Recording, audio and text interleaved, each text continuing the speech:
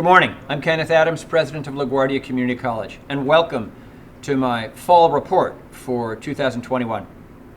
Let's start with enrollment, as we should, and I'll share some good news against what is a relatively weak backdrop.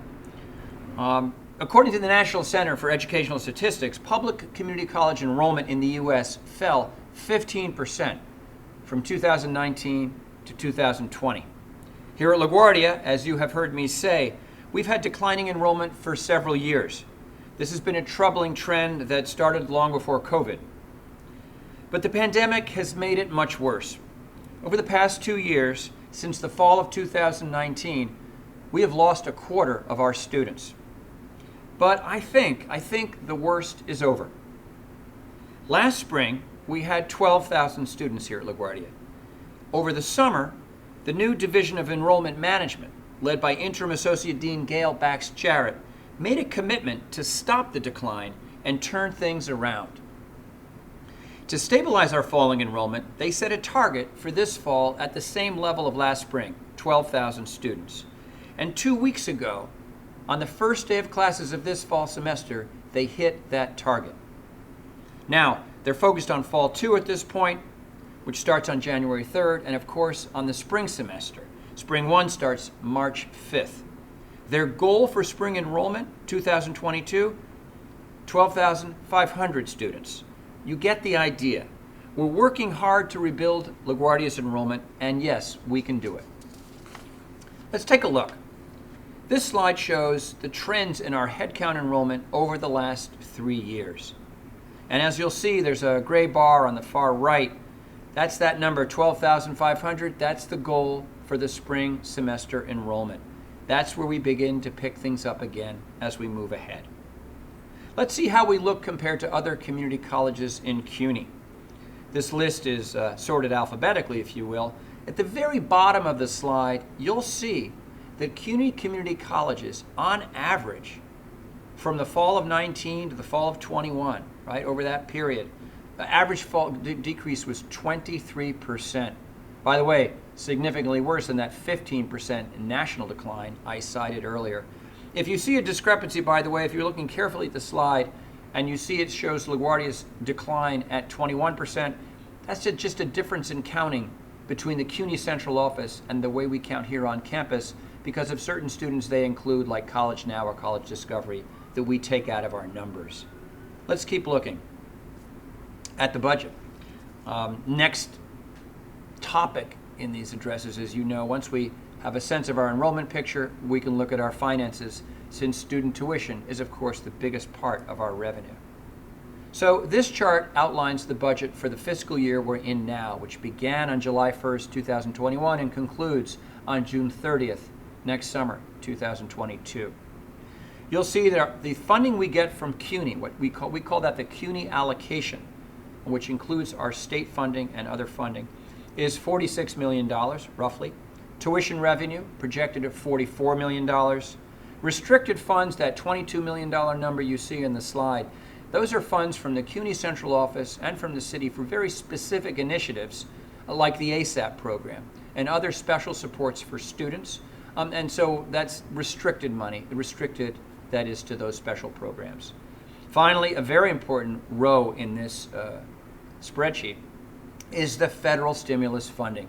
That's what remains of our ARPA and CRISA funding from the stimulus relief from the federal government.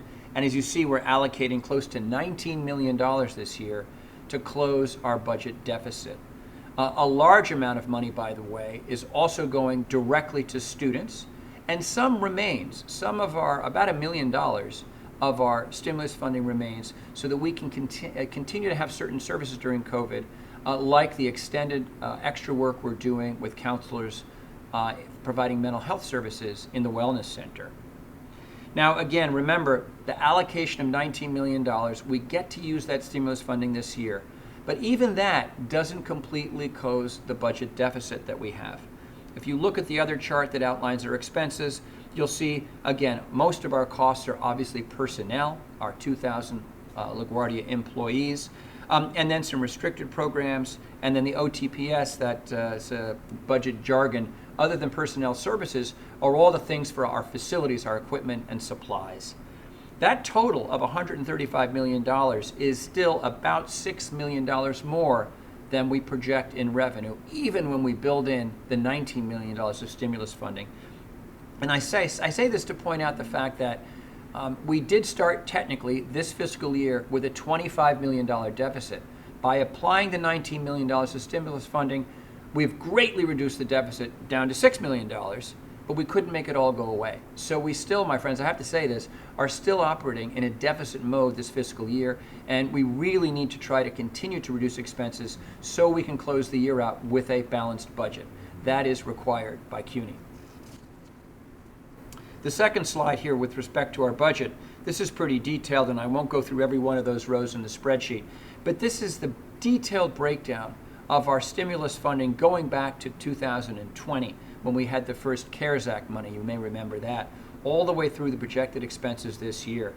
You'll see the overall total of federal funding we're getting is significant, and this runs from the federal government to the state in Albany, allocated to CUNY Central, and then CUNY Central to us and to our students. All I can say is, what would we do without this federal support because of our structural budget deficit problems? Hard to say, so thank goodness we have this funding. Let's pivot now away from the money and talk about what really matters in our classrooms and for our students' teaching and learning. I want to quickly review something that was a very unfortunate, I don't know a better word, it's just a very unfortunate and frustrating thing for all of us that happened at the beginning of this fall semester: class cancellations. And again, this slide is just a recap. I tried my best to, in a memo that I sent out to everybody a couple of weeks ago, to explain what happened here, because I got so many emails from faculty and others who were very upset about the class cancellations and the effect that had on students and the effect that it had on our adjunct professors. Here's a recap. On the first day of classes, which was September 9th, we look at how filled the sections are. You're talking over 2,000 sections, typical fall semester. And when we have sections that are under-enrolled, we have to make some tough choices. Normally we consider under-enrolled a section with fewer than 15 students. Because of increased labor costs, that number should really be 19 students, but we use the old threshold this semester. Now, we run most of the classes under the threshold, but we can't afford to run them all because it drives up our costs, and that makes that deficit problem I talked about a moment ago worse. So in the end, again, if you go back to the first day or the day that we did the cancellations, which is actually a week prior to September 9th, we had 363 sections that were scheduled to run with fewer than 15 students. We canceled 110 of them, which means still 253 sections are running today below that threshold. So I want folks to know it's not like we just eliminate all the classes because they don't hit the threshold. This is a very strategic and difficult process that's done by department chairs, our academic chairs, in consultation with program directors and faculty to decide which sections should run even though they're below the threshold and which unfortunately need to be canceled. So we canceled 110 sections. I think most people know that number. That's more than twice what happens in a typical semester. And by the way, even canceling 55 is a problem. We've got to do better than that. In this case, this year, most of those canceled sections had between 5 and 11 students. Some had fewer. In terms of modality, because I got a lot of emails about, why did we cancel sections that were here on campus in person when we were trying to get everybody back to campus? Well, 12 in-person sections here on campus were canceled. 38 were hybrid sections were canceled, and 60 remote sections were canceled to add up to the 110. Again, in each one of those cases, we really regretted having to do it, but we couldn't afford to run some of these classes because they were just too small. What was the impact? Well, the 110 sections canceled immediately affected 702 students in those sections. But great work by our registrar's office and our advisors getting in touch with those students. There's about a week in this process to get a hold of the students. They were able to get into other sections, register for other sections of the same course, and maintain the course and the credit load that they had intended. So that was for 624 students. They were successfully registered for other sections. The balance, we're still working with those students to come up with solutions for them. With respect to faculty, there were 49 adjunct professors here at LaGuardia who lost a section, meaning they were scheduled to teach 3, now they're teaching 2. Scheduled to teach 2, now they're teaching 1. Because usually the loss, again, chairs do this, but they don't want anyone to lose 2. It's rare that someone loses 2 sections. We did have 16 adjunct professors, and this is truly unfortunate, that were scheduled to teach 1 section, and that was closed, so they then teach none. Now, as an aside, there's a problem with this, as you can imagine, for the adjunct who finds out at the last minute that her section has been canceled. You know, typically in CUNY, if you get that bad news, you go look for a class at another campus where you can teach. But remember, we have this unique LaGuardia schedule. I think Kingsborough actually has similar, the 12-6. And so we start late. And because we start late, we didn't start till September 9th. An adjunct who found out around September 1st that he or she wasn't getting a section has no time left to go find a section at another campus. That really puts people in an awkward spot. They've got to pay bills, pay the rent, and so on. So we've got to do a better job predicting when this is going to happen, reducing the number of affected sections, of canceled sections, and having much better communication with adjuncts. And frankly, I think, before the semester starts, being honest and transparent with adjuncts and saying, hey, you're scheduled to teach a class, which is sort of challenged in terms of its enrollment right now. Let's give you plenty of notice in case you want to seek work at another campus. We can't give you that information at the last minute. Here's another really important thing we're working on this year. We've talked about it earlier in the year. Our Middle States Commission of Higher Education accreditation process. We're well into the sort of final edits, if you will, revisions to our self-study, which is an amazing document that represents a phenomenal amount of work. I just wanted to remind you this morning of dates that really matter as we move forward in this process with Middle States. A couple dates behind, well, one behind is September 15th. That's when we distributed the revised self-study draft with everybody.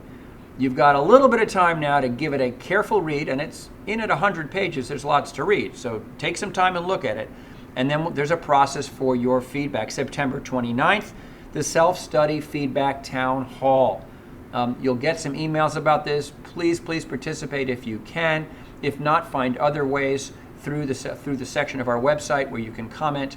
But give us your feedback to the self-study because we're getting to the end of that process and we need everybody's input into this really important document. Soon it will be finished up and distributed to the review committee that's been selected by Middle States to consider the reaccreditation of LaGuardia. On the 9th of November, Dr. Donald Generals, who's the chair of our self-study committee, who's down in Philadelphia, will be coming up to meet with me and get an introduction to the college. Actually, that was a mistake. I said coming up, it was wishful thinking. I think this is a virtual meeting. I hope he really comes and the team comes in the spring for an in-person meeting, and I expect that's going to be the case. That site visit, again, here in the slide you can see, scheduled already for March 20th to 23rd. That's the culminating event of our process when the review team comes and interviews everybody. They get to talk to anybody they want to. They set their schedule. They've got 3 days, and they do a deep dive to make sure everything we say about LaGuardia in our self-study is true. They're really on a fact-finding mission, and they're looking for a 100% alignment between what we allege and report in our self-study and what they learn on the ground when they're here on campus. Big shout out to Reem Jafar, Justin Rogers Cooper, and of course Nava Lair from Institutional Research.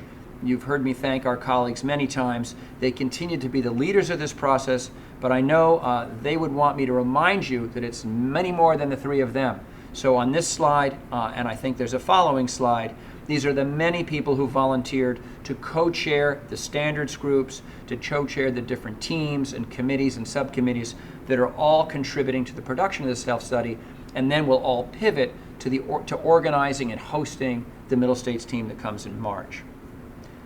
This is a bit of I wanted to do a little reflection on this.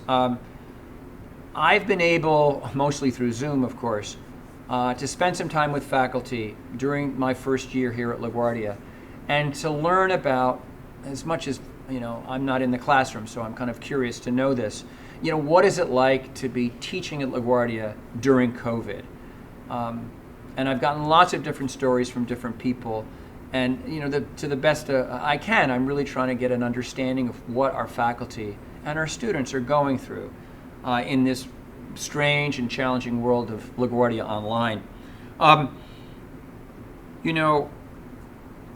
Two really important people I want to recognize, English professors Christy Bruns and Rochelle Isaac. They've both been super helpful in helping me to understand this experience of teaching during COVID. Members of my cabinet, Professor Bruns and Professor Isaac, bring their personal experiences to our deliberations every Monday morning in our cabinet meetings, and that's been really helpful. But I've also benefited a lot from the really interesting special work of Dr. Michelle Piso-Manukian. And as I think some of you know, Michelle facilitated, this is last fall and spring, two really important Zoom meetings that I was able to participate in with faculty who shared their writings and reflections about teaching under the unique and challenging circumstances. Yes, teaching during COVID.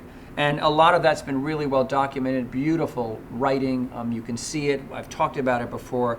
Again, I'm just taking a moment now here in the fall to thank Michelle and others who've contributed to that so that I can have a sense, it sounds selfish, but it's helpful to me, of all of the challenges and things you're going through. So what are some of the things that I've heard from you all? Clearly remote can be hard, and it sometimes can be almost impossibly difficult.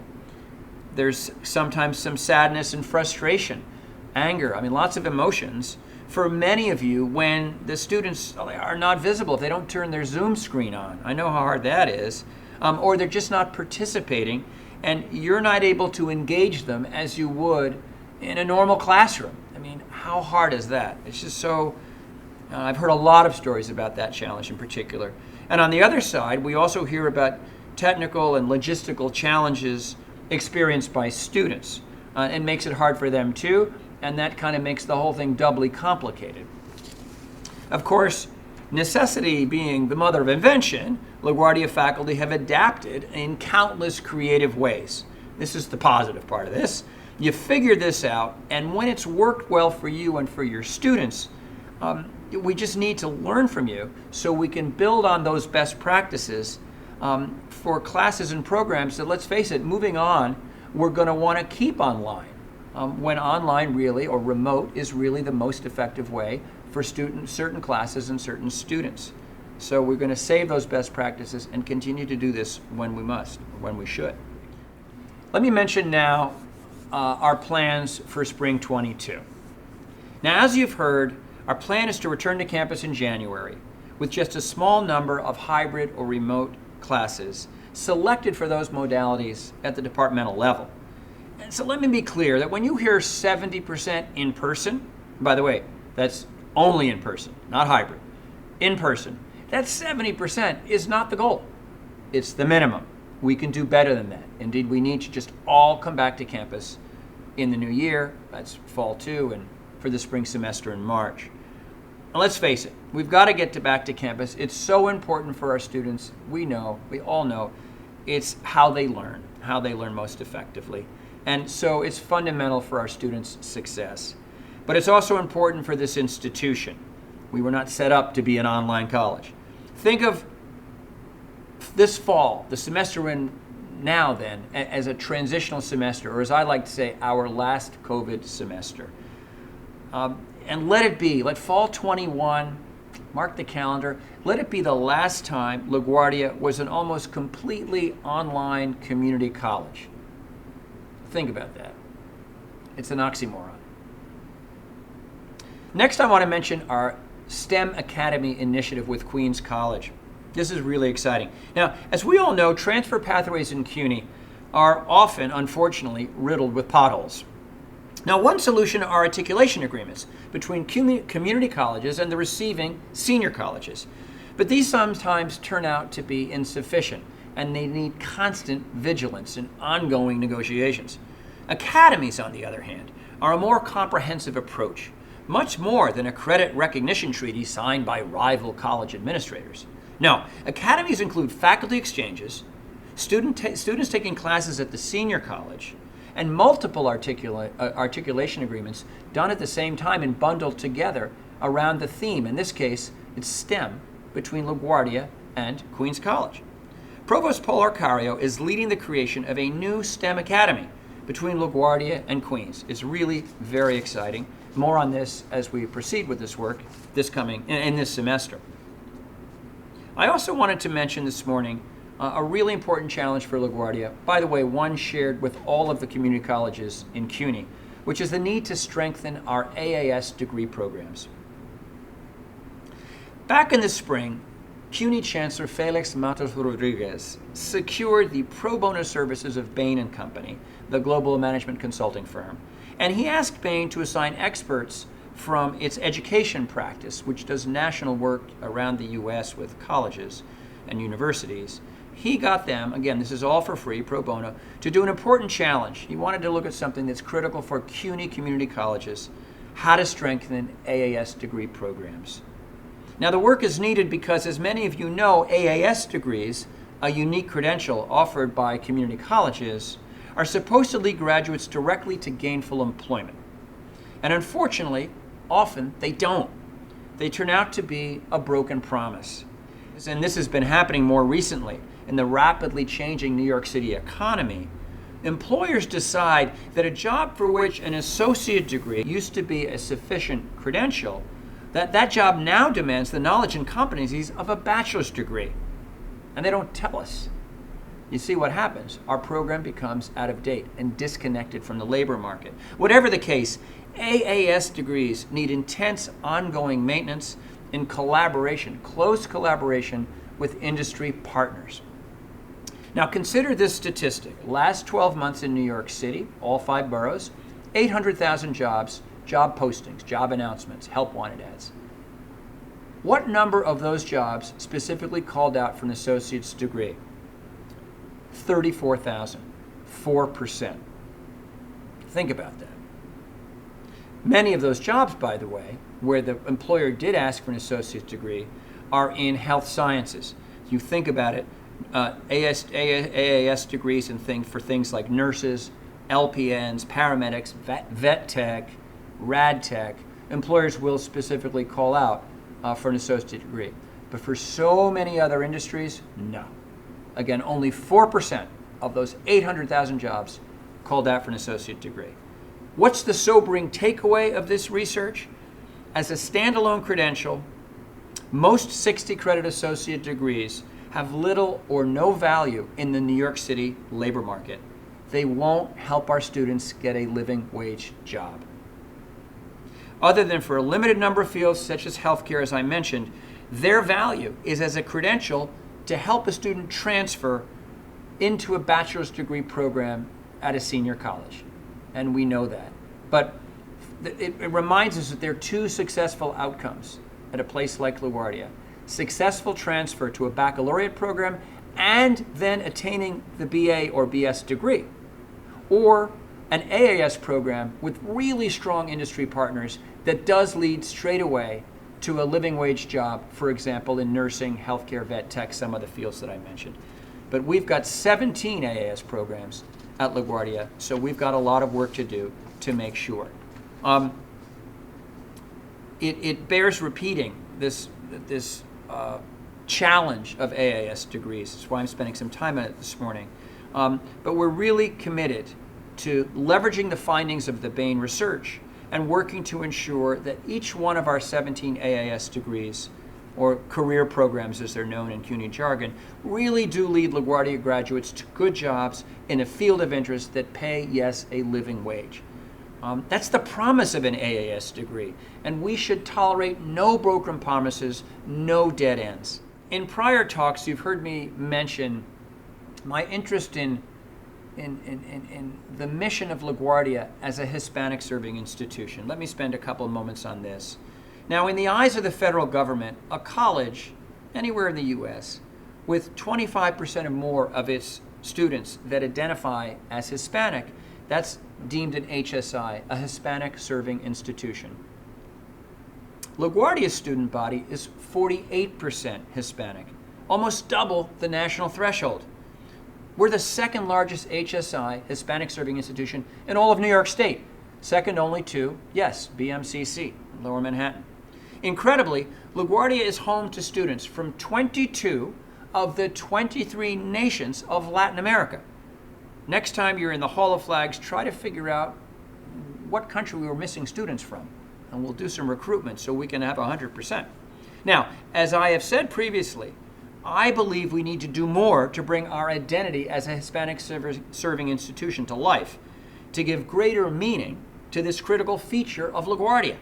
So to this end, I propose that we create a new university center, the Latin American Heritage Center at LaGuardia Community College, or Herencia Latina.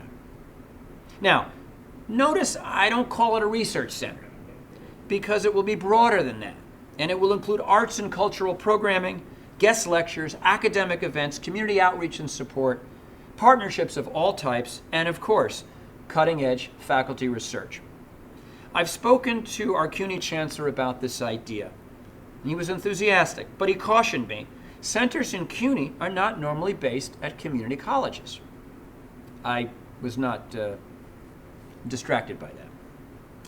He reminded me they're usually the domain of four-year and graduate institutions, but he was supportive of this concept, and he urged us to forge ahead. If any of you out there would like to join a planning committee for this project, please send me an email at your convenience, and I hope that in early November we can have our first meeting. In the meantime, I'm doing a little more research on what the CUNY trustees require for the launch of a new university center. The slide, I know a topic here is addressing the needs of adjunct faculty. I want to say, I don't want to repeat what I said earlier, but I will come back to this idea. We are dependent on adjuncts. They're a majority of our faculty. So what happened with the class cancellations was, for me, kind of a pulling back the curtain, a wake-up call.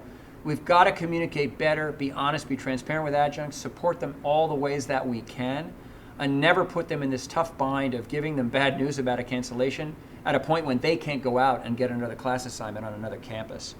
I'm still kind of fuming over that. And I've been talking to someone who's a forceful advocate for adjuncts here at LaGuardia, Professor Scott Ithier.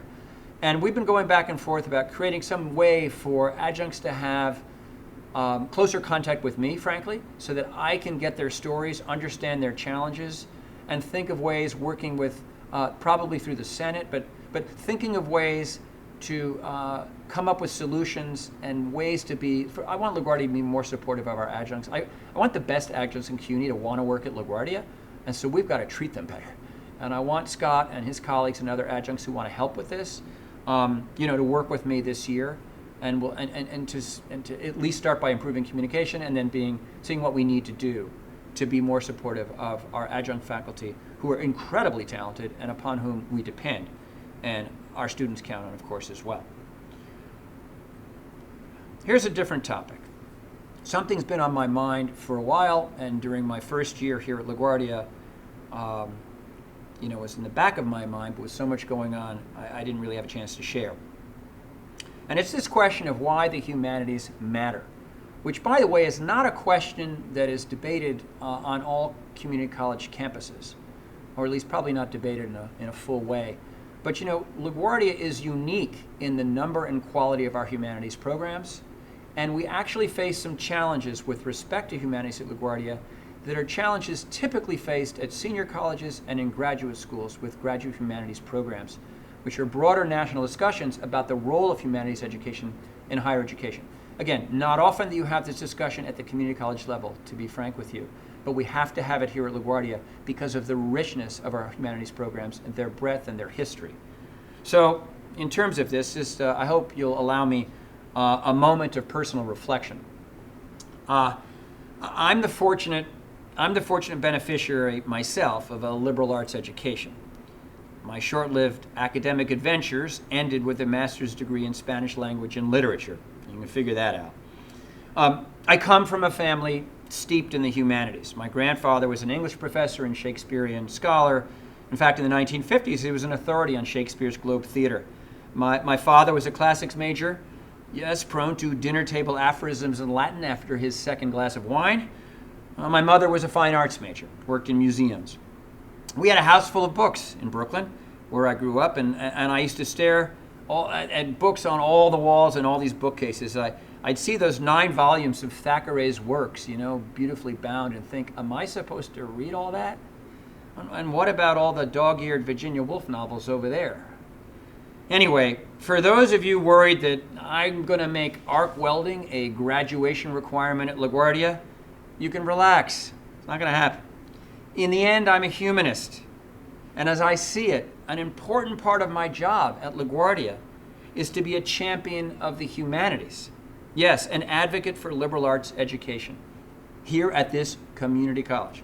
And this is not because of my personal story, that's irrelevant, but because for some LaGuardia students, succeeding in a humanities major can be life-changing. LaGuardia students, like us, are all wired differently. Some are drawn to math and science. Some are drawn to language, literature, and the arts. Still others who know exactly what they want to do for a career. I was not that student. They seek specific skill development through technical education. Think about those nurses. All of it's worthy. It's all important. And this mix is what makes community colleges really special institutions. But what's important is that a student connects with a field of study in which she can excel, because her academic success will boost her confidence and self-esteem as a college student. And scholastic confidence will charge her motivational battery, ignite her curiosity, and put in motion a flywheel of continuous learning and growth. You know all this. The point is that humanities offer journeys of learning, discovery, and self-awareness. They provide opportunities for agency and self-actualization that can produce outsized impacts for our LaGuardia students. To promote humanities in a community college is not inconsistent with promoting career programs or being a leader in STEM, as LaGuardia is. No, the challenge is to promote all 4 areas of study: business, healthcare, liberal arts, and STEM. That was alphabetical. To promote them all in a balanced way that's clear and helpful to our students. However, this is important. A community college like LaGuardia that offers more than 50 degree programs to students who are often foreign-born and or first-generation college-goers has a special obligation to help those students make thoughtful choices about their majors. Think about it this way. LaGuardia freshmen have more choices in terms of majors, right, than first-year students at Harvard. So this puts an extra burden on our student advisors and others who are helping students make those choices about majors. And our advisors, let's face it, they're already stretched thin in terms of their caseloads. So we need to make sure students fully understand what it means to be, for example, a history major, and what it will take to transfer to, say, Queens College to get a bachelor's degree in history there. Because let's be clear, an associate degree in history, an associate degree only, right, in history, is an educational credential without currency in the labor market. It's axiomatic. When a student decides to pursue an associate degree in a humanities discipline, that's an automatic commitment to a BA degree or a BS. So success for that student arrives on graduation day. The real success is graduation day at her 4-year college with her bachelor's degree in hand. So whenever advising students about liberal arts programs, we have to be honest about the limited job prospects there may be in a particular field. But at the same time, we can be clear about the many rewarding careers for which a liberal arts education provides a strong foundation. That classic student father of mine became a lawyer. That fine arts major mother of mine became a librarian. Indeed, in helping a student understand the value of her liberal arts education in career terms, we will be preparing her for that inevitable argument with mom. You want to study what? How are you going to pay the rent with a degree in music? We know the conversation. But remember, the humanities teach critical thinking, logical reasoning, and persuasive argumentation. So our student in this example is sure to prevail at that dinner table. For those of you interested in why the humanities matter, here's something for you to add to your fall reading lists. In early November, a new book by Roosevelt Montas will hit bookstore shelves all over the country. It's called Rescuing Socrates: How Great Books Changed My Life and Why They Matter for a New Generation. It's published by Princeton University Press. You can pre-order it. As some of you know, Professor Montas is a senior lecturer in American Studies and English at Columbia. Notably, he was the director of the Center for the Core Curriculum at Columbia College for 10 years, 2008-2018. Professor Montas came to New York City as a teenager from the Dominican Republic, just like so many of our LaGuardia students. He attended public school in Queens, and he was admitted to Columbia College in 1991 through a program they have there called the Opportunity Program. He's been there ever since. Stephen Mintz, professor of history at the University of Texas at Austin, and a forceful advocate for the humanities, I read his blog, says this about Montas's forthcoming book. Mintz says, as Montas makes clear, a liberal education entails making sense of one's identity, delineating a set of values, and plotting a direction in life. To put a slightly finer point on it, consider these words of Robert Newman, who's the president and director of the National Humanities Center. Newman says, the humanities investigate common questions, like what it means to be human, what constitutes a good life, how we know the truth, and how we preserve democracy. We can deepen these questions beyond abstractions by applying them in service to solving our society's most vexing, tangible concerns.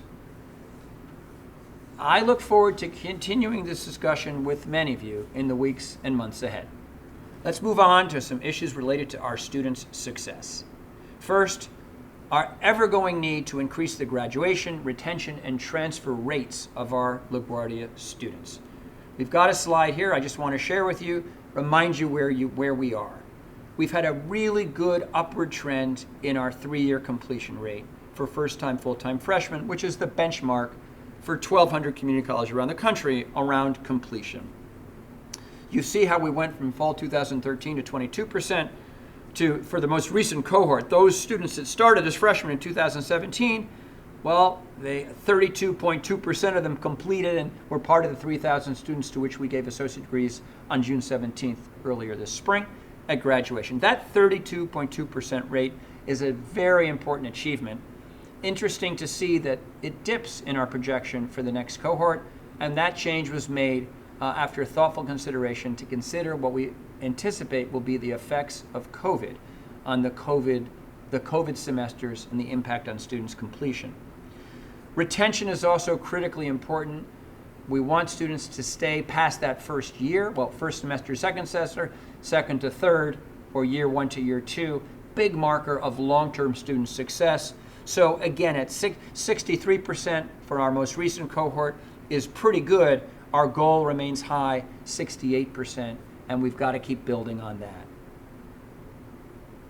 Now, as I said earlier, with respect to all of our students except those, and it's about 25%, that are in AAS degree programs for which we have to guarantee good workforce outcomes. For everybody else, we have to guarantee good transfer outcomes. Again, remember, if you leave LaGuardia with an associate degree and you're not transferring and you're not getting a good job, you're not doing anything with that associate degree. It has no value. So we've got to make sure our students transfer successfully. LaGuardia has a good track record in this regard. Again, over 70% of our graduates transferring within 2 years. Now, ideally they're transferring sooner because there can be a loss of momentum, but still, that 2-year marker means 3/4 of our students are transferring. Then we have to make sure they graduate from the senior college to which they've transferred. Our goal to get to 76% for the most recent cohort. How do we do when we kind of benchmark ourselves against other community colleges around the country? I confess I spend a fair amount of time studying the work of the Aspen Institute and their community college success initiatives and programs, which are many. In any case, I think most of you are familiar with the Aspen Prize Community College Excellence. It's awarded every 2 years. So this week I kind of looked back and I said, let's take a look at the Aspen Prize winners, right? This is the Aspen Institute's judgment of the most effective, and it's a series of important benchmarks, community colleges in the country. And what are their graduation rates, and how does LaGuardia compare? So if you look at this chart, U.S. average, 30%. All right, nothing to write home about, my friends. 1,200 community colleges in the U.S., average 3-year completion rate, graduation rate, 30%. LaGuardia slightly above the average at 32%. Again, I would remind you all, that means we're average, okay? We've got work to do.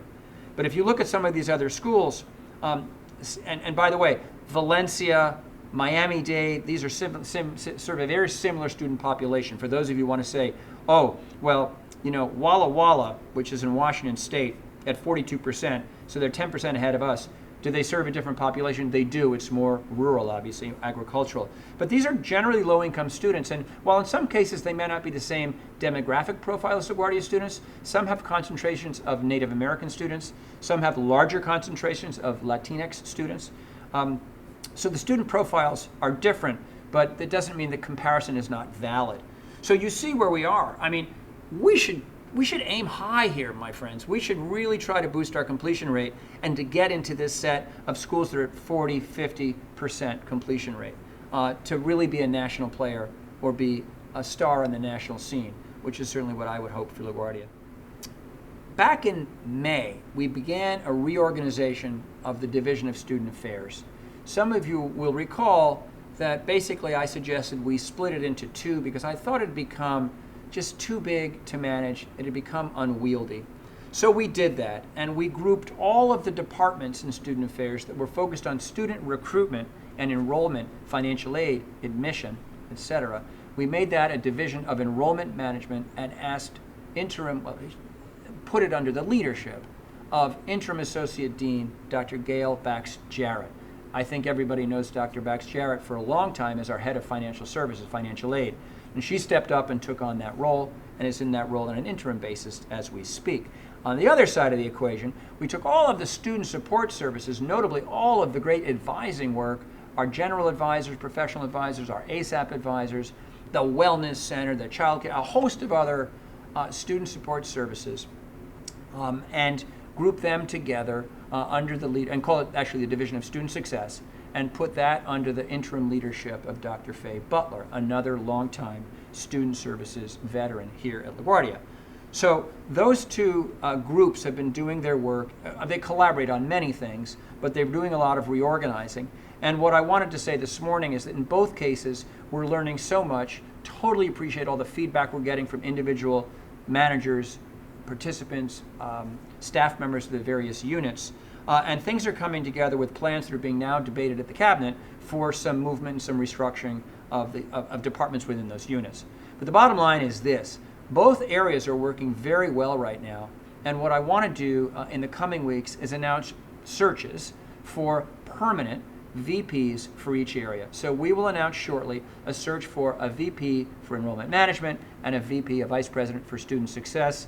I'll say on the record, I hope those interims, people that I mentioned, apply for the jobs. But we will do competitive national searches for both roles and move ahead with this new organization of student affairs into the new year. With regard to advising, what I'm sort of calling advising 3.0, just because everyone knows before COVID we did advising 2.0. So this is unofficial, but let's just say we are rethinking yet again advising at LaGuardia. And I know this is both a sensitive subject and one that's had a lot of attention over the years, but we've got, coming out of COVID, a chance to really rethink the balance between faculty advising, staff advising, how advising is managed, how it's organized. And I've sort of called for a timeout. You can blame this on me, because I really want to learn from best practices at other community colleges around the country.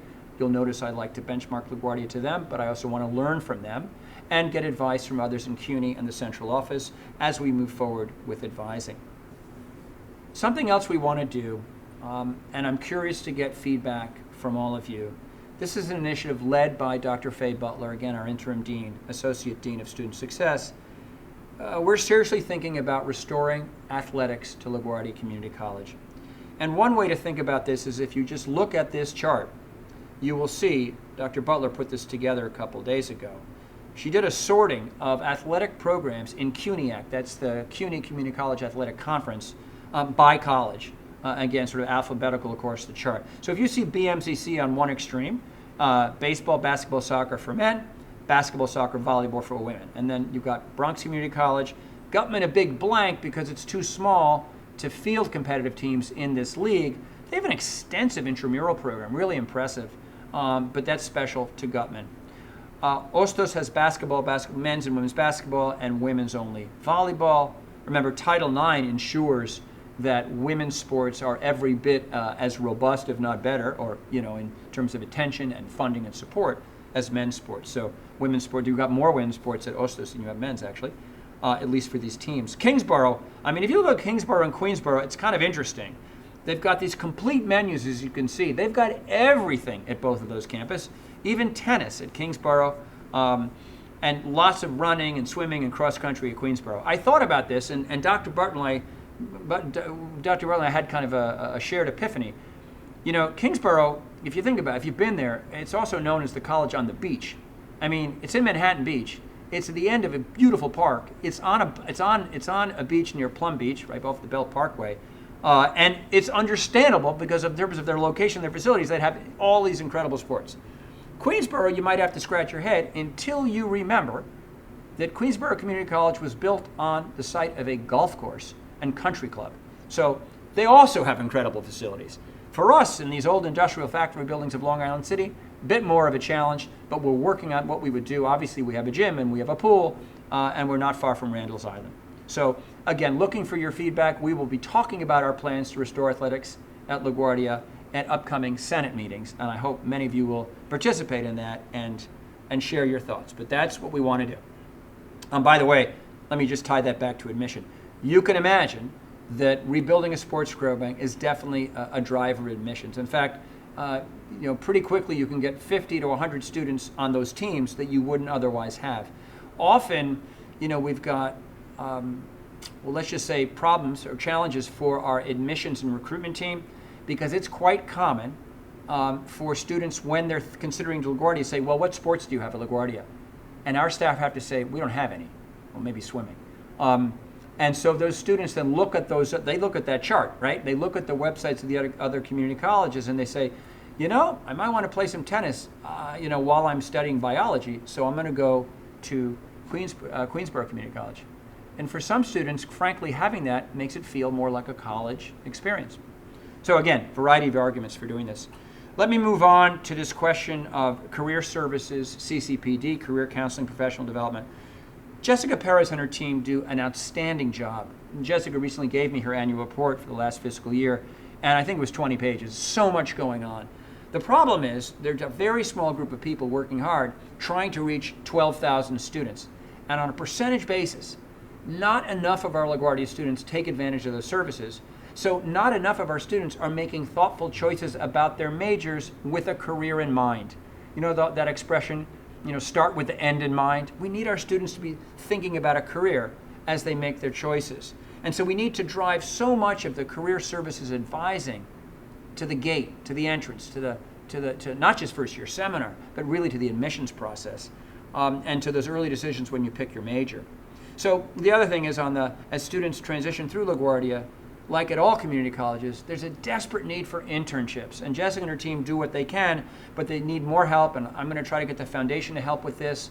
We've got to offer our LaGuardia students paid internships, and many, many more of them in all sorts of fields related to the majors of our students. So just again, great work being done there, but stay tuned for more things to come with respect to really building up that service, our career services functions for internships and jobs for our LaGuardia students. It is fundamental to completing the package of services for community college students anywhere. I'm so interested all the time, and I have so much fun with the SGA, the Student Government Association representatives. We have regular meetings.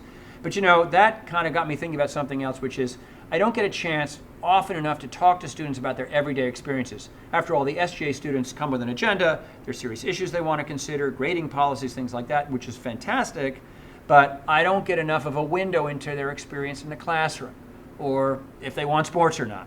So I'm going to launch this fall something new. The President's Student Advisory Committee James Solnave and others in student affairs are recruiting students for this now. Volunteer group, I think I'm supposed to provide the pizza.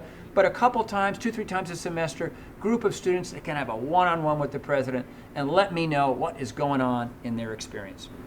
Finally, Guided Pathways is an organizing framework, a strategy for enhancing community college performance. A lot written about this. Really, most of it comes out of CCRC, the Community College Research Center at Columbia Teachers College at Columbia University. Books written about this, which some of you I'm sure have read. I am fascinated by guided pathways. And I really do believe LaGuardia already has a number of the elements of guided pathways strategies, but they're not fully developed. And sometimes, because we can be siloed here, they're separated around the college and not fully integrated to create an absolutely sort of 100% complete guided pathways experience for our students. So I'm just flagging it today, but more on this later as Paul Arcario, Dion Miller, and I start to work more on this, on moving forward with guided pathway strategies. Just as a quick aside, I mentioned before the academy model to streamline student transfer between community colleges and senior colleges. That's straight away out of guided pathways. Great idea. And there are many more ideas. I referred to the Aspen Institute. They also are huge proponents and have a lot around best practices for guided pathways. So you'll be hearing more about this from me later. Moving on to ACE, Adult and Continuing Education. Good news here regarding enrollment. When the pandemic hit, because so many of our ACE programs, we call them fee-based, students have to pay tuition out of their pocket. There's no financial aid for ACE. So we took a huge enrollment hit because people couldn't afford to come get job training. They couldn't afford to come take English as a second language in the TELC. But things are starting to get better, and students are coming back, and enrollment is building. This chart you're looking at breaks out the types of enrollments we have in ACE into different categories, and then sums it all up with the big bar graph on the far right side. But anyway, fee-based programs, the brownish bar graph, the bars are FY20, fiscal year 20. That's why they're bigger. And the blue ones are where we're coming back currently, or how we did in fiscal 21. But basic story is this. The fee-based programs are those programs where residents from Queens who need training, who need English, who need to get a high school diploma, have to pay out of their pocket. Grant-based, we have foundation funders, government grants to cover the training costs. So those are often free or very low cost. So it's super important that we offer those. The business programs are where we provide services to help small businesses all across Queens. I'll speak about that a little later. Phenomenal part of what we do at LaGuardia. And SYAP, you've all heard of, Summer Youth Employment Program. We ran that even during COVID. So hats off to the staff because this was really hard. And we served a lot of Queens young people over the summer through SYEP. Add it all up, you can see, if you can read the fine print in the blue bar there on the far side, over 10,000 students, fiscal year 21, which went right through those pandemic semesters to June 30th, which is really strong enrollment. Some of you might be wondering, why is it higher in the prior year if that was part of the pandemic also, right, fiscal year 20? And the reason for that is timing. That semester included the fall of 2019, before the pandemic.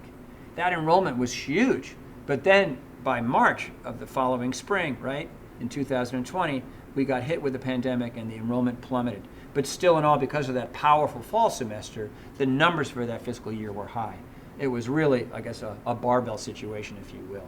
Here's a slide. I think this is a lot of fun. I asked VP Sunil Gupta over in ACE the other day, Sunil, what are the most popular programs you have in ACE these days? As we emerge from COVID here in Queens and residents of Queens are looking to get back on their feet, get training, get a job back into the economy, what are they signing up for? He gave me this list. It's a sampling of our most popular programs. CCMA at the top there, that's a Certified Clinical Medical Assistant, a certification to let you practically run a doctor's office or a clinic. This is a 6-month, very demanding program, but very good jobs for students who get this certification. Again, to do administrative work and take blood and do tests and basic things, patient care in a doctor's office or clinical setting. Paramedic program, you all know LaGuardia is one of the biggest providers of training for EMTs and paramedics in the city. Thankfully, a lot of students are signing up for that because a lot of paramedics have been retiring from the fire department, so we've got a lot of people to train. Our two programs in data analytics, new and very important field in technology, and both of these are with really important employer partners. So we did this micro-credential in data analytics with the insurance giant AIG. We're now doing another data analytics program with an apprenticeship angle, paid internships for our LaGuardia students with MasterCard. Electrical and plumbing are back. This is NCCR certified, i.e. that's a national accreditation body for construction training. Students who graduate for these with electrical or plumbing from LaGuardia and pass the test will get a certification enabling them to work anywhere in this country in entry-level work as an electrical plumbing helper, and then move up the ranks in those trades. This is the way to get started in these skilled trades. And I will add, and I was describing this to a reporter recently, the New York City economy right now, there are a number of job openings. Again, people have retired because of the pandemic, other reasons. So in the construction trades, there is a shortage of trained construction workers for many different skilled trades. And LaGuardia, believe it or not, we are at the forefront. Right now, our plumbing program is full. I mean, we're training people, and we work with a partner in Manhattan that has connections for job placement. I spoke to him 2 weeks ago. Okay, his name is Dave Mead, and he wanted to know how quickly could our graduates finish, because he has construction firms that are so desperate for entry-level workers. They'll take as soon as our graduates pass the test, they'll get a job the next day and be on their way to what could be a whole new career ladder in the construction industry. So there's great employer demand in healthcare right now, in construction and IT, and a number of fields as we emerge in this kind of post-COVID economy. Now, much of this recovery, if you will, in ACE, adult and continuing education, would not happen if we weren't helping low-wage Queens residents with scholarships. Because think of the situation where so many people lost their jobs. People who had service industry jobs lived in Queens. When in April of 2020, height of COVID, the city economy lost 630,000 jobs in 1 month. Almost all of them service sector jobs, especially hospitality, retail, so the restaurants and so on. So many of those were Queens residents. Many of them were our LaGuardia students and their family members. So the problem is they want to get training here in ACE to get back on their feet, put food in their pocket, money in their pocket, food on the table. The problem is they don't have the money because they're out of work to pay for the training. Sort of an obvious problem. Solution, LaGuardia Foundation Board in December authorized something no other community college has, not in New York City, and I haven't found one yet in the country. Private philanthropy funding scholarships for non-credit workforce students. All right? Look at this slide. We've awarded already, this was actually in the prior fiscal year, 316 awards totaling $250,000. And by the way, you can use these for ESL, for the GED prep, for any of those workforce programs I just described to you. And you can use them more than once. So if you need to learn, improve your English, you can go to the TELC with a scholarship, and when you graduate, take plumbing and use another scholarship. We'll give you a second one. Current fiscal year, we've already projected out and allocated, this process. Close to 1,000 of these scholarships will be given out by June 22nd. Think about that for a second. That's 1,000 people who will have come to LaGuardia by this coming June to learn a new skill, get an industry certification, and get a living wage job, and get back on their feet. And again, as I like to say, money in their pocket, food on the table. It's fantastic. And thank you to the foundation for that. Let me come back to a theme I've discussed several times, which is the need for us to really concentrate, this is day to day, do everything we can to build a truly inclusive community here at LaGuardia. This work is now going to advance and succeed under the leadership of our new Executive Director of Diversity, Equity, Inclusion, Wendy Nicholson.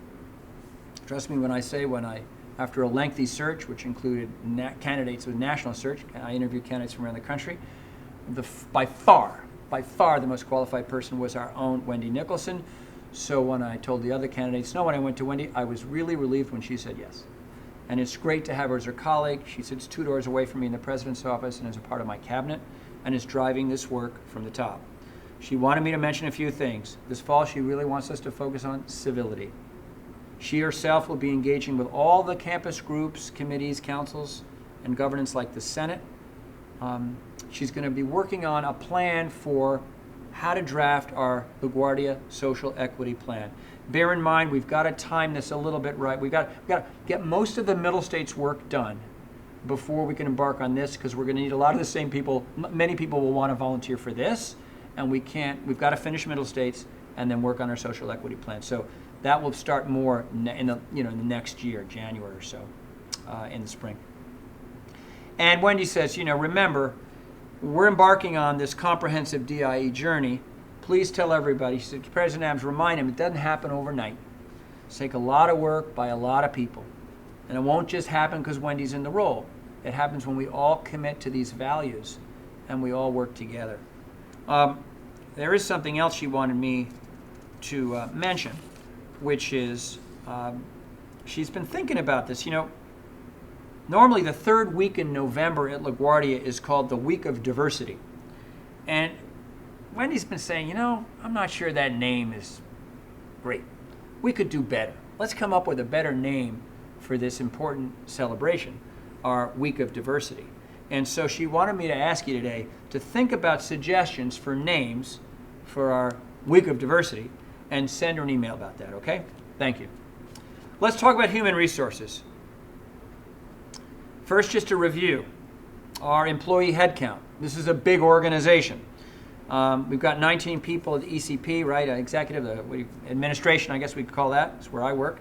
405 full-time faculty, 615 staff, doing all sorts of things to make LaGuardia function and ensure the success of our students and bring them in the first place. And then our adjuncts. I've mentioned this a couple of times. Look at the number, 562 adjuncts. So we depend on our adjuncts, and our students depend on them. And then part-time staff, almost 400 people who work in various part-time roles for a total of almost 2,000 people, 1,995. On the topic of HR, I want to spend a moment here recognizing milestones for our colleagues in terms of, at least for academic faculty for now. Let's talk about really important promotions in their careers. So here's a slide that reminds us that this year we've had 8 members of our faculty promoted to the rank of associate professor.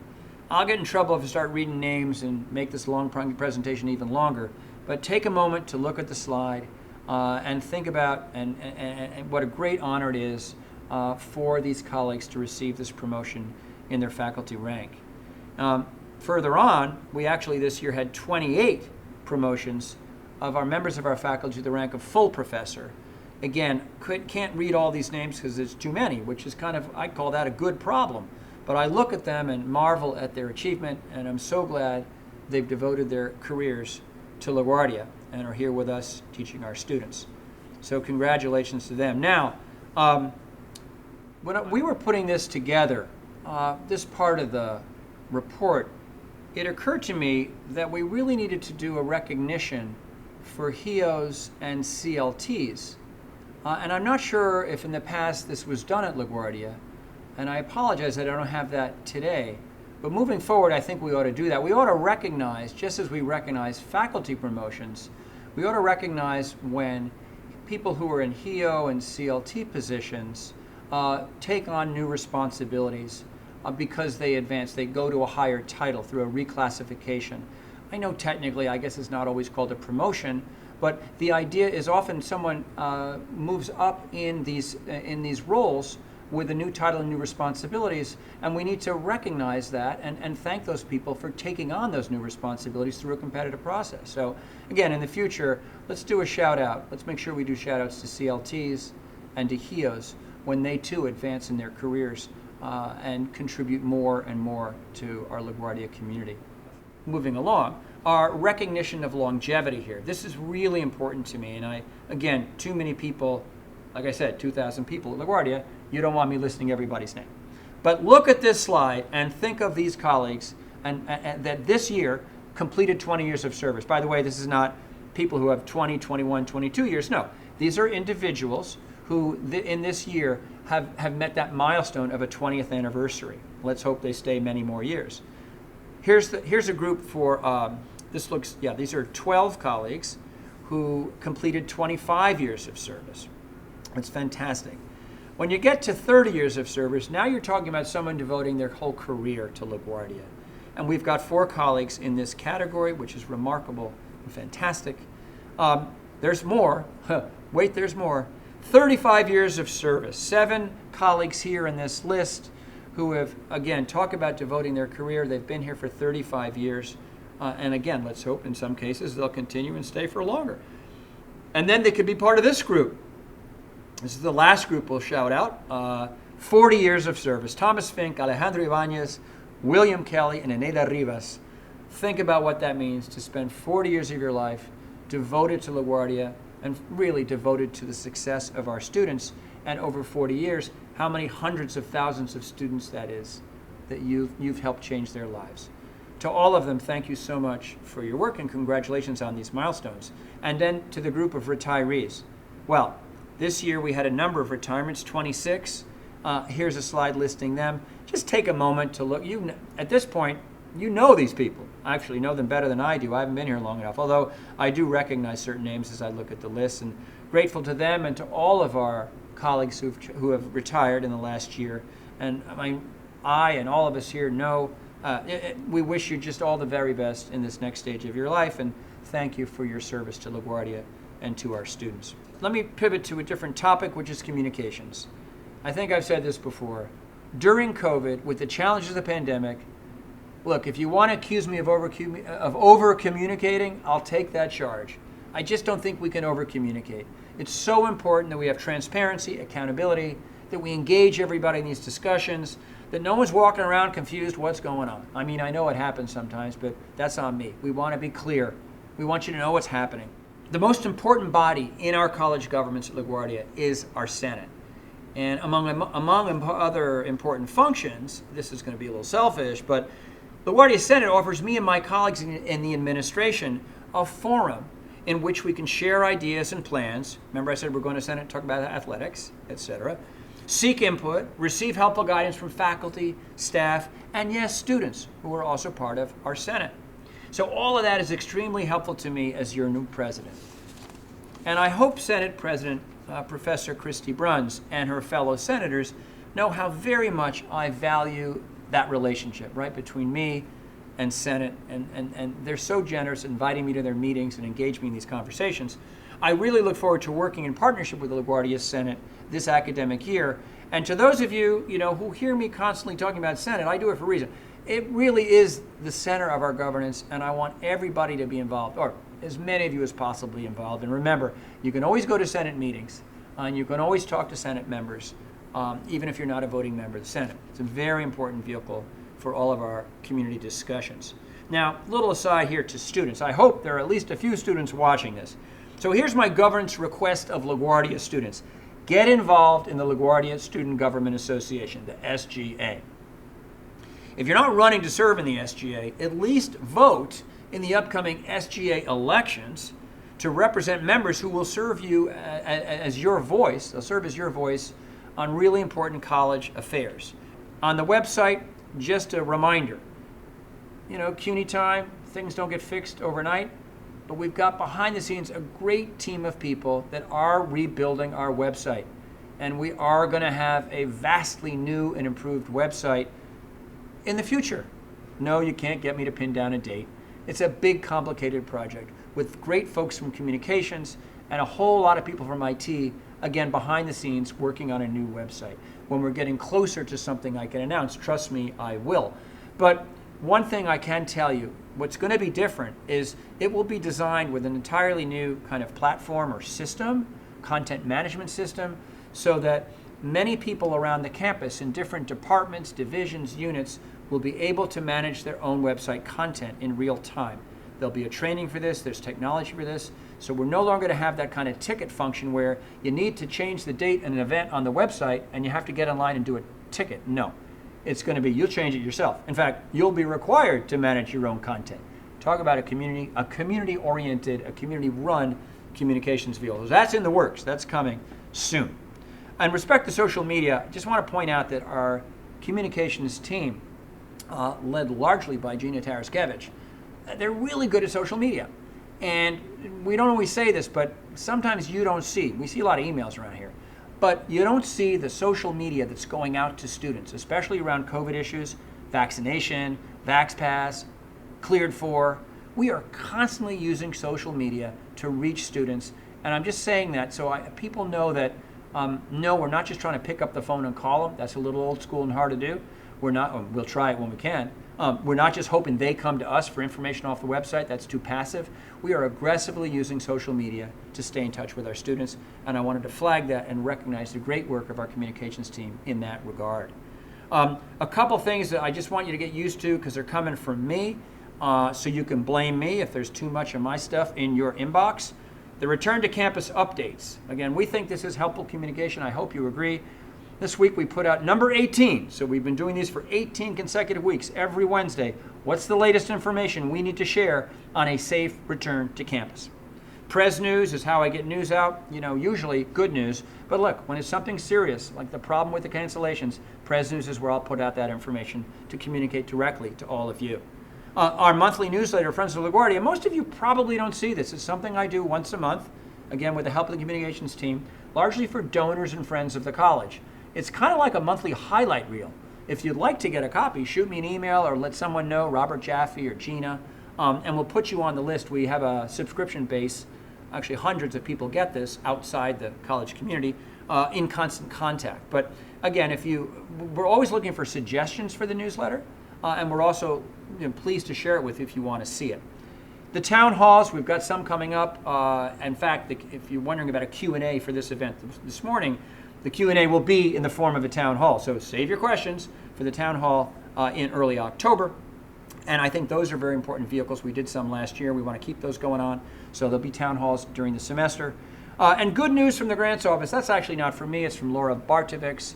It's actually, I got that wrong. It's good news from the development office, which is what we call that now. And Laura, who's executive director of development, and her team share the good news when we get important funding announcements. Because we want to recognize the faculty and other principal investigators, the PIs, who do the work to get these grants, obviously supported by Laura and her great team in the grants office. LaGuardia is doing really well in grants fundraising. I'm going to show you a slide on that later, but I wanted to mention we believe in communicating that. Let me turn now to something really important for the whole college community, and that's our fundraising work. I mentioned Laura Bartovics and her terrific efforts. I've referred to the foundation a few times. Let's take a look at this picture, especially over at the foundation. This is really phenomenal. Our LaGuardia Foundation historically would raise about $3 million a year. Look at the number at the bottom of this slide, $4.5 million already, just in September. And we got a long way to go before June 30th when it comes to raising money. So we're on a very good trajectory. Now remember, this is part of our big fundraising campaign, which we call Tomorrow, the campaign to help our students and city rise and recover. Our goal, again, raise $15 million to help our students and divide it up, allocated as this pie chart shows, into scholarships, emergency funds for students, and those new scholarships for our adult and continuing education students. We've raised, as you saw in the previous chart, about $4.5 million toward the $10 million we need to raise to trigger this very special pledge from a donor to LaGuardia who's anonymous of $5 million. That'll get us $15 million. A number of things I want to mention before I tell you about the merit scholarships. A number of things distinguish LaGuardia from other community colleges, and our foundation is among them. Just take a moment.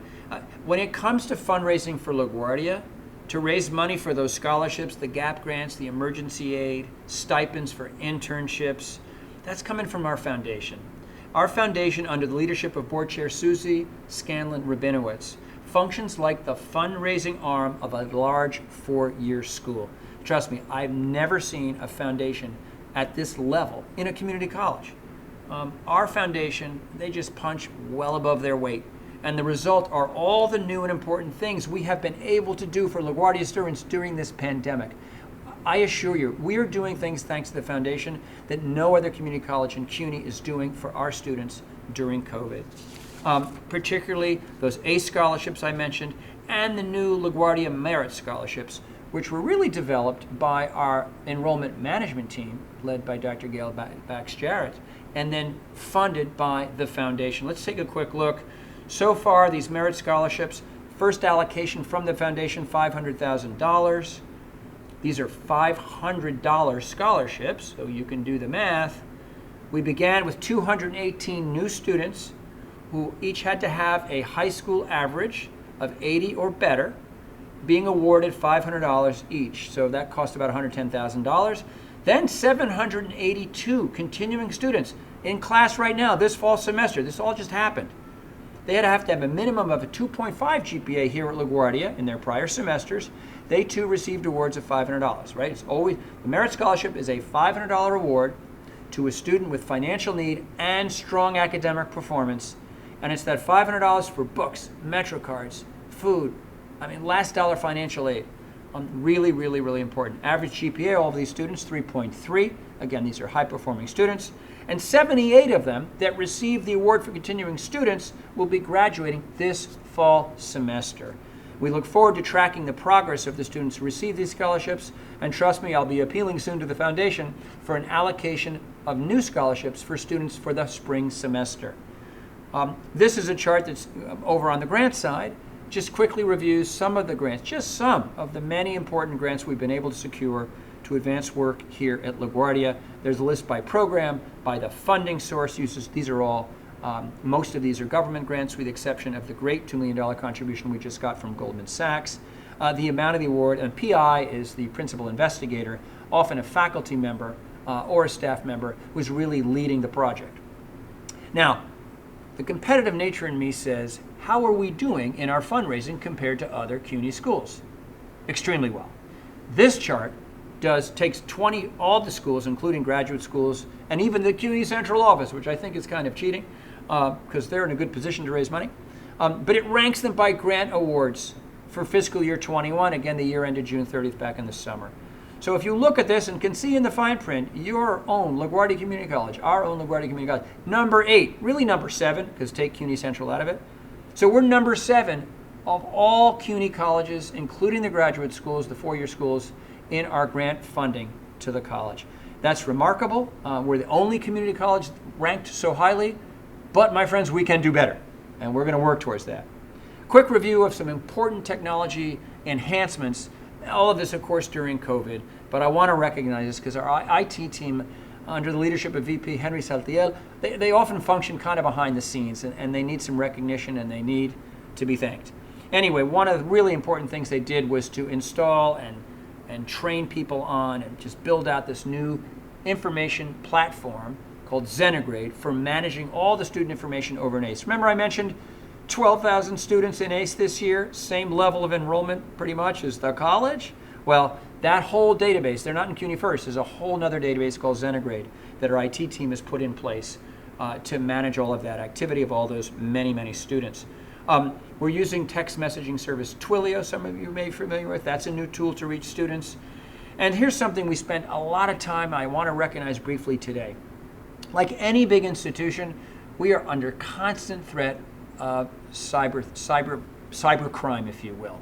From hacking to ransomware to breaches in our firewalls, our security systems, even just coming into a system to steal software to sell it to someone else. It's kind of a common cyber crime. In any case, we have to have very just rock solid firewalls and protection systems for our sensitive data, for student data, for financial data, and all of this is a 24/7 line of cyber defense.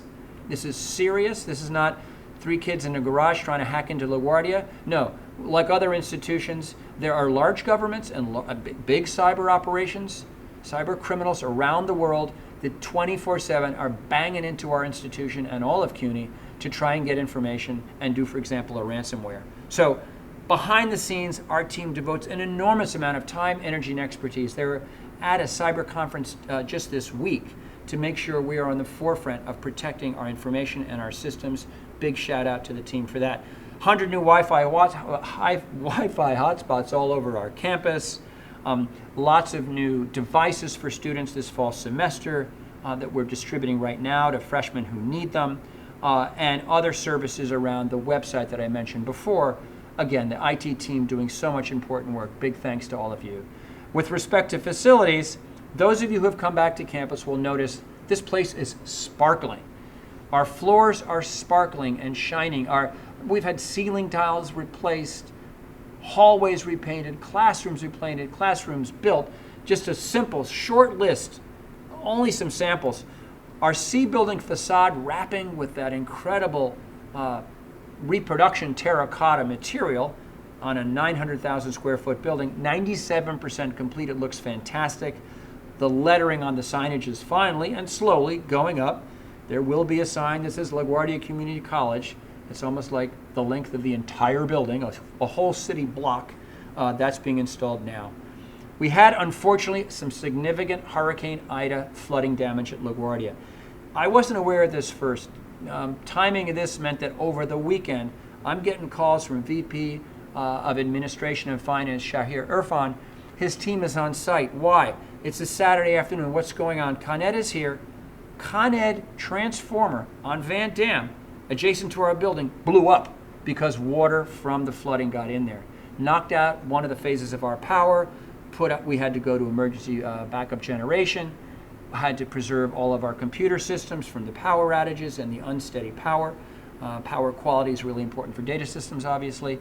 We had a team here 24/7. These are our facilities people. It was a weekend, all night, whatever. They're pumping out water that filled our loading dock area, filled our low-lying areas 3 feet deep. Debris, garbage, nasty, ripping out sheetrock, rebuilding. They're still doing some of this work. Millions of dollars of damage. We're going to put into CUNY for it. I think we'll be okay financially. But no, it's the work. It's doing that behind the scenes. So you come here Monday morning, you didn't even know what happened. Phenomenal. Thank you so much to everybody. Couple other things. We've renovated 11 classrooms and office spaces. New office spaces for the program for deaf adults. New office space, a kind of lounge with desks and workstations for adjuncts in M143. And some new work over on the A side too, some office space and other work done over there. And all throughout this, a safe and healthy environment, super clean, here on campus for all of us to enjoy. So thanks to our facilities personnel.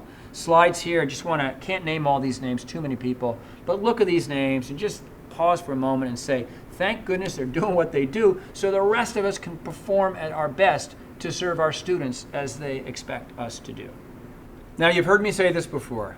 It's so important that we ask ourselves every day, every week, every month, what is LaGuardia doing in service to Queens? We've got this obligation as an anchor institution in the borough to, as I like to say, kind of turn and face east. Look down Queens Boulevard to the east. Look at all the great neighborhoods of Queens from which our students come. And again, ask ourselves, what are we doing to serve this borough? So one of the answers to this is becoming more and more clear to me, and it's just really good stuff. All the work that we do in small business assistance and entrepreneurship support at our Small Businesses Service Center. And these are 5 different programs, some of them here for many years, most of them funded in partnerships with the federal or state government. Of course, Goldman Sachs, 10,000 small businesses, and now the 10,000 small businesses fellows. That would be a partnership with private industry. But all of them do the same thing. In various ways, they're helping, for the most part, women and minority-owned small businesses, startups, entrepreneurs, immigrants, people who are trying to get on their feet by starting their own business or growing a business that they have. Well, they come to us, to our colleagues, for help in low-cost financing, access to capital, HR technical assistance, procurement assistance, scoring big government contracts, for example, through our PTAC. I mean, these are very sophisticated small business assistance programs run by our colleagues. And I got to remind you, this doesn't normally happen on any college campus, and it really doesn't happen at community colleges. This is yet another really unique feature of LaGuardia. And yes, when you think about the impact of this work, of helping small business owners grow their businesses, which leads to hiring more people and getting Queens residents back to work after COVID, this is vitally important service to Queens. And I'm so proud of Asanta Howard and her amazing team of managers of these programs, and then the staff on the ground doing the work with these businesses.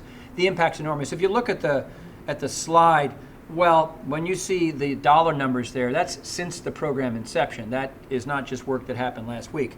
But you get the idea. We've been helping thousands and thousands of businesses and entrepreneurs through the years. And right now, as we emerge from COVID, this work is intensifying and the team is just doing a great job. Another thing we do that's really important as we serve the borough are our pre-college programs. I mean, this is where we're doing important work helping people getting ready for college. So much of our English as a second language instruction, our ESL work, so much of our high school equivalency, we used to call it GED. Now it's, the task is what it's called, the new test. But getting ready people for the next stage in their educational journey, that's the work of our pre-college programs under the incredible direction of John Hunt. And again, not enough time here to go through all the details, but even during COVID, we had all the high school youth programs, the SYEP that I mentioned earlier, the Center for Immigrant Education and Training. That's an amazing program where we help new immigrants to Queens, usually mothers, who have small children that they put into DOE public schools and they need help navigating that crazy, DOE bureaucracy. They need to become advocates for their children's success in our Queens public schools, and we're training them to do that right here at LaGuardia. So all kinds of great services to Queens through these programs. Let me wrap up there. This is a lot of information. Thank you for your time and attention as I reviewed all of this. There's a lot going on, and I guess it's fair to say that, and I'll do this as a wrap-up device, you might want to walk away and saying, well, he said a lot, what are some highlights? Or put another way, for those of you here on campus, you go back to your office, where were you all that time? Well, I was watching the president's fall report.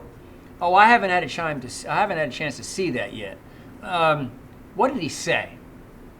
Okay, let me help you with that answer. Here's some takeaways. I'll give you 5 takeaways of this fall report. Number 1, our enrollment decline is over. LaGuardia is growing again. Number 2, oh yeah, he said that federal stimulus aid coming from Washington is going to help us address this year's deficit. Oh, number 3, he talked about all the work at the foundation and in the grants office, that we're raising money to help our students cope with the challenges of the pandemic, and we're doing things we've never done before to assist them. Oh, the 4th thing, oh yeah, he said, number 4, he said we're going back to campus in January. Okay. Number 5, you know what he said? I remember him saying, and all these different things he talked about, that our focus on our LaGuardia students and our commitment to their learning and to their achievement is as strong as ever. He's not interested in any excuses because of that pandemic. No, in tough times, the president said, we're just working harder to help our students. I hope that's a helpful review. Thanks for your time and attention. Thanks for all you do for LaGuardia and for our students.